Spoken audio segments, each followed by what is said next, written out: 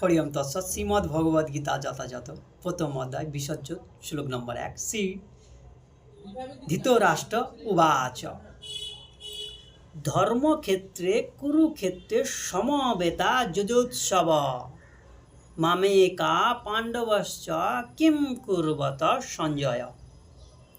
অনুবাদ: ধৃতরাষ্ট্র বললেন, হে সঞ্জয়, ধর্মক্ষেত্রে কুরুক্ষেত্রে যুদ্ধ করার মানসে সমবেত হয়ে আমার পুত্ররা এবং পাণ্ডুর পুত্ররা কি করল। তাৎপর্য: শ্রীমদ্ ভগবদ গীতা বহু পঠিত ভগবত তত্ত্ব বিজ্ঞান, যার সারমর্ম গীতা মহাত্মা বর্ণিত হয়েছে।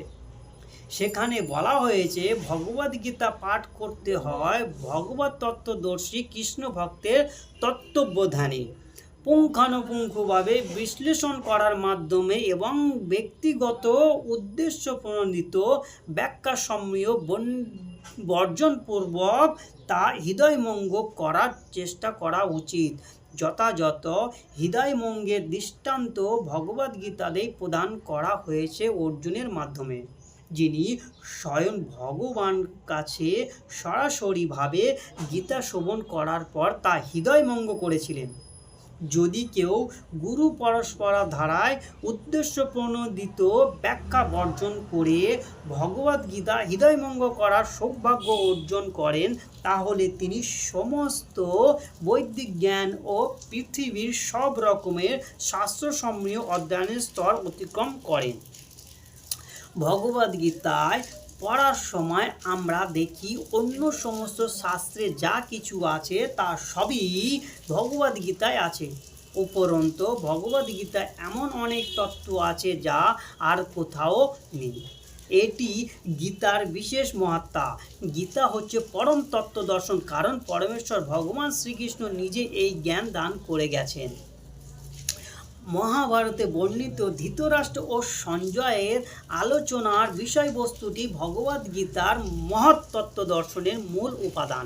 এখানে আমরা জানতে পারি যে এমন মহৎ তত্ত্ব দর্শন প্রকাশিত হয়েছে কুরুক্ষেত্রের রণাঙ্গনে, যা সুপ্রাচীন বৈদিক সভ্যতার সময় থেকে পবিত্র তীর্থস্থান রূপে খ্যাত, এবং যখন মানুষের উদ্ধারের জন্য স্বয়ং এই পৃথিবীতে অবতীর্ণ করেছিলেন, তখন তিনি পরম তত্ত্ব সম্বন্ধে এই গীতা দান করেন।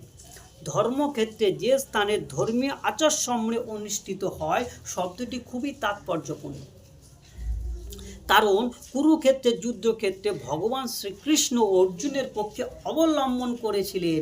কৌরবদের পিতা ধৃতরাষ্ট্র তার পুত্রদের চূড়ান্ত জয়ের সম্ভাবনা সম্বন্ধে অত্যন্ত সুনিগ্ধ ছিলেন।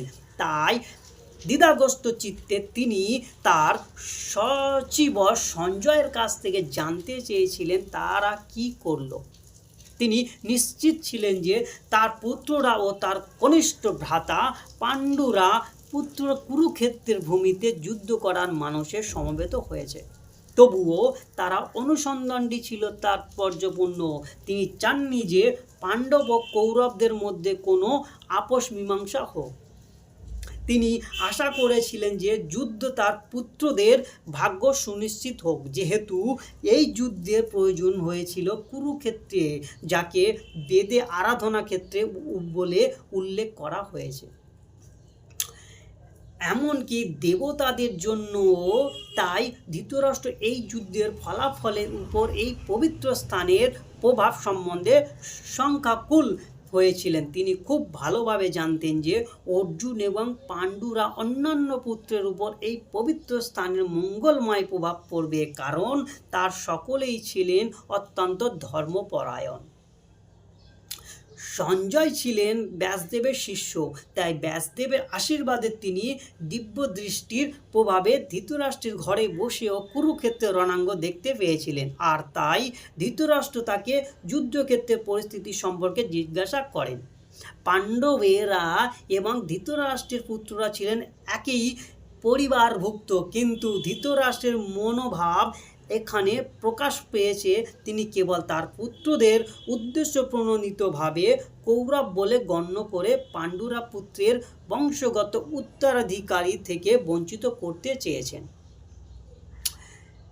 এভাবে তার ভ্রাতাপুত্র বা পাণ্ডবপুত্রদের প্রতি তার মনোভাবের মধ্যে ধৃতরাষ্ট্রের বিশেষ দৃষ্টিভঙ্গি সম্বন্ধে বোঝা যায়।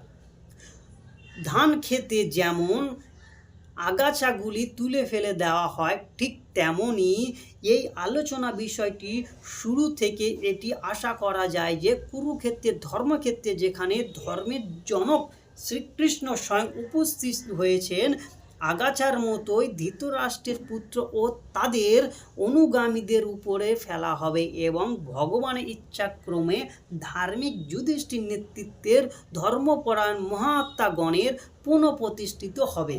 ঐতিহাসিক এবং বৈদিক শুরুতেই তাছাড়াও ধর্মক্ষেত্র ও কুরুক্ষেত্রের শব্দটি এই হলো তাৎপর্যপূর্ণ। হরি বল।